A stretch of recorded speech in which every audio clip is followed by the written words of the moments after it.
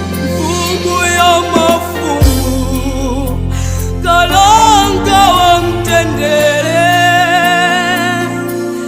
ndabwera kukulambira lero.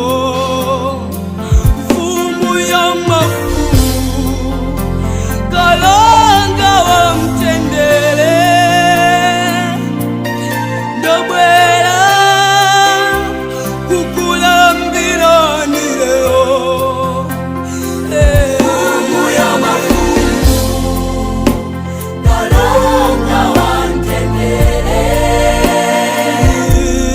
ndabwera kukulambira lero. Mfumu ya mafumu, mfumu ya mafumu, kalanga wa mtendere, ndabwera kukulambira lero. Yehova ndasunga mawu anu mkati mwanga, nditumikire inu moyenera ndi mokhulupirika, ndirambire ndizanga zonse ngati sinuyo ngakhale nsonda.